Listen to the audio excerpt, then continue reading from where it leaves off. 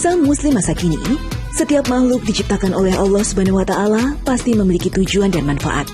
Bagian dari hewan misalnya, sering dimanfaatkan manusia baik untuk dimakan maupun digunakan sebagai aksesoris dan pakaian. Hal ini juga telah dijelaskan di dalam Al-Quran. Dan Allah menjadikan bagimu rumah-rumahmu sebagai tempat tinggal. Dan Dia menjadikan bagi kamu rumah-rumah kemah-kemah dari kulit binatang ternak yang kamu merasa ringan membawanya di waktu kamu berjalan dan waktu kamu bermukim. Dan dijadikannya pula dari bulu domba, bulu onta, dan bulu kambing, alat-alat rumah tangga dan perhiasan yang kamu pakai sampai waktu tertentu. Quran Surat An-Nahl ayat 80. Dalam ayat tersebut, domba disebutkan sebagai salah satu hewan yang setiap bagiannya dimanfaatkan oleh manusia. Susu dan daging dari domba banyak diminati manusia dengan beragam variasi makanan. Selain itu, kulit dan bulu domba juga dimanfaatkan manusia untuk dijadikan sebagai aksesoris dan pakaian. Seekor domba mampu menghasilkan 1-6 kg wool. Bulu tebal domba ini biasa digunakan manusia untuk dijadikan bahan kain wool yang bisa digunakan untuk membuat pakaian. Tak hanya itu, kulit dan bulu domba juga dimanfaatkan manusia untuk dijadikan jaket, tas, dan sepatu. Seperti binatang ternak lainnya, domba juga termasuk hewan sosial. Mereka suka bergerombol saat mencari makan. Domba memilih makanan yang segar-segar dan menghindari yang terkontaminasi racun. Domba memiliki visual 270 derajat sehingga ia tidak perlu menengok untuk mengetahui apa yang ada di belakangnya. Hal ini karena posisi penglihatannya yang menyamping. Domba juga memiliki daya ingat mumpuni. Mereka mengenali wajah teman-temannya dan juga manusia. Dan berdasarkan sejarah Islam, terdapat beberapa keistimewaan domba. Di antaranya, domba adalah hewan kurban pertama yang dilakukan oleh manusia, yaitu persembahan Qabil dan Habil, putra Nabi Adam alaihissalam. Habil mempersembahkan sebuah domba dengan ikhlas. Domba persembahan Habil inilah yang kemudian diberikan kepada Nabi Ibrahim alaihissalam sebagai pengganti putranya Nabi Ismail alaihissalam.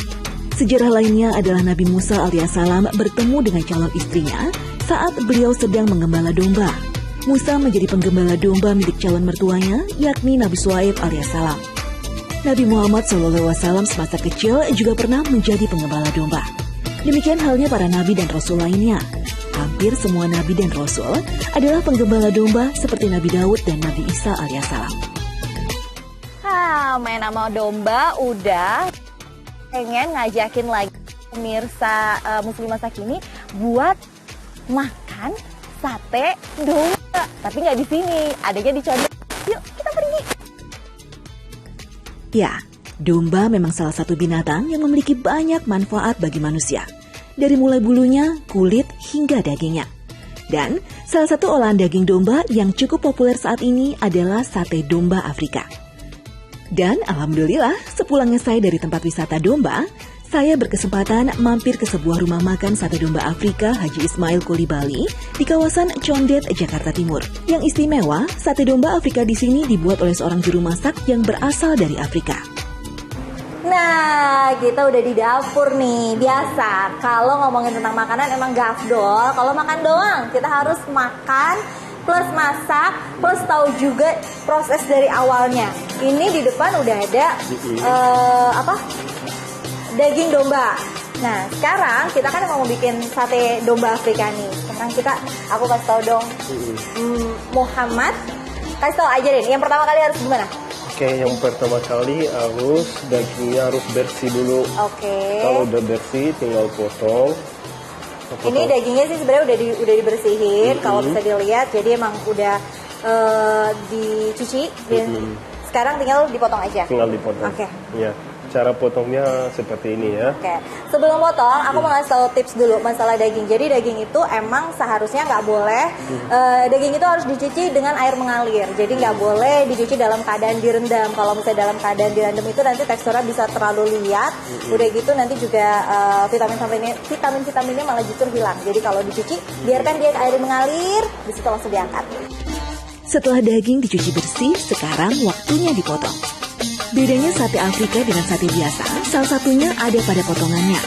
Potongan daging pada sate Afrika besar-besar dan tidak perlu ditusuk-tusuk seperti sate pada umumnya.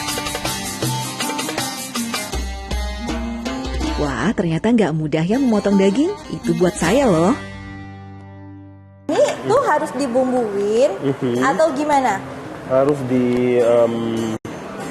dirembes dulu. Oke. Setelah rembes,